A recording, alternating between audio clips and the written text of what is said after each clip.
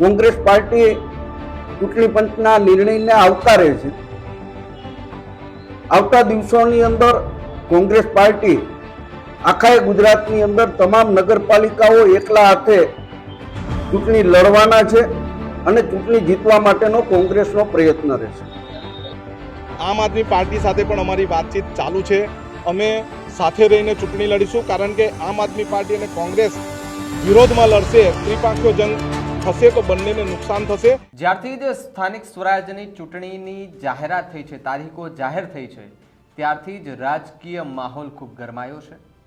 જે ચૂંટણીનું એલાન થતાની સાથે જ જે નેતાઓ છે જે એક્ટિવ નહોતા તે પણ એક્ટિવ થઈ ગયા છે, કારણ કે હવે જે સ્થાનિક સ્વરાજ્યની ચૂંટણી છે તે પણ એક મોટો જંગ કહી શકાય છે।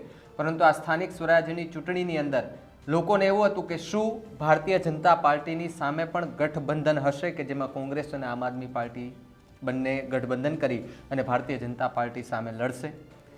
એ આખા જે ચર્ચા ચાલી રહી હતી, ચર્ચાની અંદર એક નવો વળાંક આવ્યો છે। નમસ્કાર, આપ જોઈ રહ્યા છો ન્યૂઝ રૂમ ગુજરાત અને આપની સાથે હું છું ભાવિક। જો તમે આ સમાચાર જોતા હો તો અત્યારે જ પહેલાં તો મારી ચેનલને સબસ્ક્રાઇબ કરી લેજો, કારણ કે પોલિટિકલ એનાલિસિસ સતત અમે તમને આ રીતે બતાવતા રહીશું। તો જે રીતે સ્થાનિક સ્વરાજ્યની ચૂંટણીના પડઘમ વાગી ચૂક્યા છે, તારીખો જાહેર થઈ ગઈ છે, સૌ કોઈને એવું હતું કે ભાઈ આ ચૂંટણીની અંદર બે પક્ષો આમ તો હશે કે જેમાં એક ગઠબંધન હશે, કે જેમાં બે પક્ષો છે અને બીજું સામે ભારતીય જનતા પાર્ટીનો એક પક્ષ હશે। પરંતુ ભારતીય જનતા પાર્ટીના જ્યારથી પણ આ ચૂંટણી જાહેરાત થઈ છે ત્યારથી જ નેતાઓ એક્ટિવ થઈ ગયા છે। જે નેતાઓ એક્ટિવ નહોતા તે નેતાઓ પણ એક્ટિવ થઈ ગયા છે। પરંતુ સવાલ ત્યાં ઊભો થાય છે કે જે ગઠબંધનની વાત કરવામાં આવતી હતી, શું ખરેખર એક ગઠબંધન પણ ભારતીય જનતા પાર્ટીની સામે લડશે? ત્યારે પહેલો વિડીયો લલિત વસોયા, કોંગ્રેસના નેતા કે જેમનો સામે આવ્યો ને તેમાં એમણે એક નિવેદન આપ્યું હતું કે જેની અંદર કહ્યું હતું કે આ વખતેની આ ચૂંટણીની અંદર કોંગ્રેસ એકલા હાથે લડશે, પંજો એકલા હાથે લડશે। અને એના ત્રીજા જ દિવસે આમ આદમી પાર્ટીના નેતા અનંત પટેલનો એક વિડીયો આવે છે અને તેમાં કહે છે કે એક બેઠક અમે કરીશું અને ગુજરાતની અંદર જે સ્થાનિક સ્વરાજ્યની ચૂંટણી આવી છે તેમાં ગઠબંધન જ ચૂંટણી લડવાનું છે, કોઈ પણ પક્ષ અલગ અલગ નથી, ગઠબંધન જ ચૂંટણી લડવાનું છે તેવી પ્રતિક્રિયા આપી છે। એ બંને પ્રતિક્રિયાઓને સાંભળીએ કે જેમાં લલિત વસોયાએ કહ્યું હતું કે કોંગ્રેસ એકલા હાથે લડશે અને અનંત પટેલે કહ્યું કે ગઠબંધન ચૂંટણી લડશે। પેલા બંનેને સાંભળીએ। રાજ્યના ચૂંટણી પંચે આજે નગરપાલિકાઓની ચૂંટણીની જાહેરાત કરી છે। ગુજરાતની પ્રજા વહીવટદારના શાસનથી પીડાતી હતી। આજે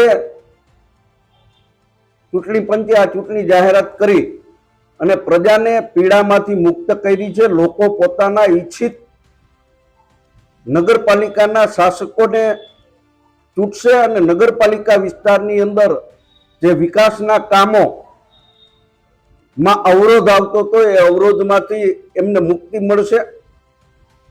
ચૂંટણી રાજ્ય સરકારે ઘણી લેટ કરી છે। કોઈને કોઈ બહાનાઓ કાઢીને ચૂંટણીને પાછળ લઈ જવાનો રાજ્ય સરકારનો પ્રયત્ન હતો, પરંતુ પ્રજા આક્રોશને ધ્યાનમાં રાખી એમને ચૂંટણી આપવી પડી છે। કોંગ્રેસ પાર્ટી ચૂંટણી પંચના નિર્ણયને આવકારે છે। આવતા દિવસોની અંદર કોંગ્રેસ પાર્ટી આખા ગુજરાતની અંદર તમામ નગરપાલિકાઓ એકલા હાથે ચૂંટણી લડવાના છે અને ચૂંટણી જીતવા માટેનો કોંગ્રેસનો પ્રયત્ન રહેશે।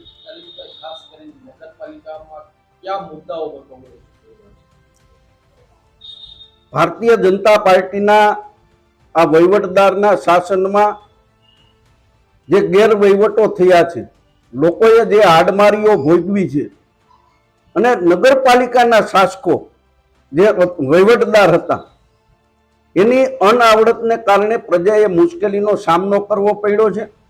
કોંગ્રેસ પાર્ટીના કાર્યકર્તાઓએ લોકોના પ્રશ્નને વાચા આપવા માટેનો પ્રયત્ન કર્યો છે। નાના શહેરોની અંદર આ રાજ્ય સરકારની નીતિ પણ નાના નગરપાલિકા વિસ્તારોની વિરોધમાં રહી છે। ગયા વર્ષે અતિવૃષ્ટિને કારણે ગુજરાતના મુખ્યમંત્રીએ શહેરી વિસ્તારના અમદાવાદ, રાજકોટ, જામનગર, ભાવનગર જેવા જે મહાનગરપાલિકાઓ હતી ત્યાંના ધારાસભ્યોને 2 કરોડ રૂપિયા રસ્તા રિપેરિંગ માટેની ગ્રાન્ટ ફાળવી છે, જ્યારે નગરપાલિકા વિસ્તારના ધારાસભ્યો હોય એમને આ વિકાસના કે રોડ રસ્તા સુધારવાના કામો માટેની ગ્રાન્ટ નહોતી ફાળવી. આ તમામ મુદ્દાઓને લઈને પ્રજાની વચ્ચે કોંગ્રેસ પાર્ટી જશે. આમ આદમી પાર્ટી સાથે પણ અમારી વાતચીત ચાલુ છે. અમે સાથે રહીને ચૂંટણી લડીશું, કારણ કે આમ આદમી પાર્ટી અને કોંગ્રેસ વિરોધમાં લડશે, ત્રિપાંખીયો જંગ થશે તો બંનેને નુકસાન થશે.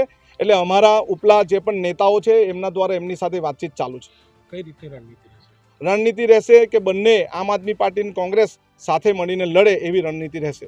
તો જે રીતે ગુજરાતની અંદર સ્થાનિક સ્વરાજ્યની ચૂંટણીની જે તૈયારીઓ હવે ચાલુ થઈ ગઈ છે અને ફેબ્રુઆરીમાં જે ચૂંટણી યોજાવાની છે એ ચૂંટણીઓને લઈને પણ હવે પડઘમ વાગી ગયા છે, ઉત્સાહ જોવા મળી રહ્યો છે નેતાઓની અંદર, કારણ કે હવે ઉમેદવારોને આ અને તે બધું જ જે ચાલતું આવશે એ આખી પ્રક્રિયા પૂર્ણ થશે અને પ્રક્રિયા પૂર્ણ થયા બાદ એ ચૂંટણી યોજાશે. પરંતુ આ ચૂંટણીમાં જે મતદારો છે એ મતદારોને જે મતદાન કરવા જવાનું છે તો હવે કન્ફ્યુઝ એ થઈ ગયા છે કે ભાઈ અમારે જો કોંગ્રેસમાં મત દેવો હોય અથવા તો ગઠબંધનને મત દેવો હોય તો આ વખતે ગઠબંધન હશે કે નહીં હોય, એના પર પણ અત્યારે મહોર લાગી છે.